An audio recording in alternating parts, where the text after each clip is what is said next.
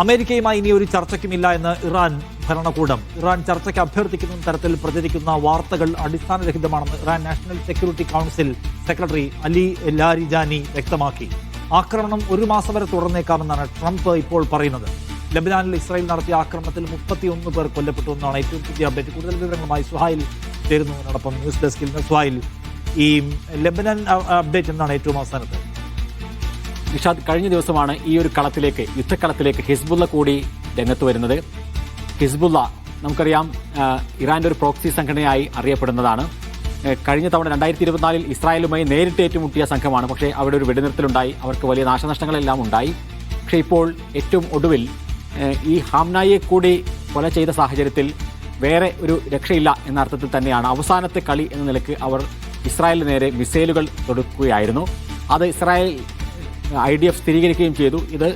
ഇത് വന്നിട്ടുള്ളത് ഹിസ്ബുള്ളയിൽ നിന്നാണ് എന്ന്. അതിന്റെ ഉടനെയാണ് ഇപ്പോൾ കനത്ത തിരിച്ചടി ലബനാന് നേരെ, ഹിസ്ബുള്ളക്ക് നേരെ ഇസ്രായേൽ നടത്തിക്കൊണ്ടിരിക്കുന്നത്. അതിൽ 31 പേർ കൊല്ലപ്പെട്ടു ഈ ദിവസം തന്നെ. അതിന്റെ കൂടെ തന്നെ വിവിധ നഗരങ്ങൾ, പ്രത്യേകിച്ചും അതിർത്തി പങ്കിടുന്ന ഗ്രാമങ്ങളിലും നഗരങ്ങളിലുമെല്ലാം വലിയ റെയ്ഡ് എന്ന പേരിൽ വലിയ അതിക്രമങ്ങൾ ഇസ്രായേൽ ചെയ്തുകൊണ്ടിരിക്കുന്നു. കൂട്ടപ്പലായനം നടക്കുന്നു. അപ്പോൾ ഇസ്രായേലിൽ ഉള്ളതുപോലെ തന്നെ സമാനമായൊരു സാഹചര്യം ഇപ്പോൾ ലബനാനിലുമുണ്ട്. അവിടെ നിന്ന് ഒരു അടി ഒരിക്കലും ഉണ്ടാവരുത് എന്ന നിശ്ചയദാർഢ്യത്തിൽ തന്നെയാണ് ഇപ്പോൾ ഇസ്രായേൽ അത്തരം കൃത്യങ്ങൾ ചെയ്തുകൊണ്ടിരിക്കുന്നത്. അപ്പോൾ ഒരു ഇടവേളയ്ക്ക് ശേഷം ഹിസ്ബുള്ള കൂടി കളത്തിലിറങ്ങുകയാണ്. ഇനി ഇറാനിലേക്ക് വരികയാണെങ്കിൽ ഇറാന്റെ വിവിധ നഗരങ്ങളിൽ ഇപ്പോഴും ഇസ്രായേലിന്റെ കനത്ത ആക്രമണം തുടരുന്നുണ്ട്. അത് അമേരിക്കയുടെ കൂടി സഹായത്താലാണ് നടക്കുന്നത്. B2 ബോംബറുകൾ വരെ ഉപയോഗിക്കുന്നു എന്നാണ് നമ്മൾ മനസ്സിലാക്കുന്നത്. അത് സാധാരണ സർക്കാർ സ്ഥാപനങ്ങൾക്ക് നേരെയോ അല്ലെങ്കിൽ സൈനിക കേന്ദ്രങ്ങൾക്ക് നേരെയോ മാത്രമല്ല, സിവിലിയൻ കേന്ദ്രങ്ങൾ ആക്രമിക്കുന്നു. എയർപോർട്ടുകൾ, അതേപോലെ തന്നെ പ്രധാനപ്പെട്ട വാണിജ്യ സ്ഥാപനങ്ങൾ എന്നിവയെല്ലാം ആക്രമിക്കുന്ന ഒരു രീതിയിലേക്ക് US-ന്റെയും ഇസ്രായേലിന്റെയും സംയുക്ത സേന മാറുകയാണ്. അതിന്റെ ദൃശ്യങ്ങൾ വരെ അവർ പുറത്തുവിടുകയാണ്.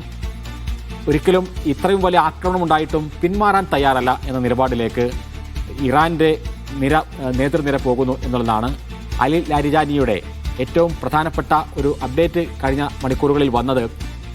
തങ്ങൾ അമേരിക്കയോട് ചർച്ചയ്ക്ക് അപേക്ഷിക്കുന്നു എന്ന തരത്തിലുള്ള ചില വാർത്തകൾ അത് അമേരിക്കൻ മാധ്യമങ്ങൾ തന്നെ പടച്ചുവിടുന്നുണ്ട്. ഞങ്ങൾ ആ തരത്തിലുള്ള ഒരു അപേക്ഷയ്ക്കും തയ്യാറായിട്ടില്ല.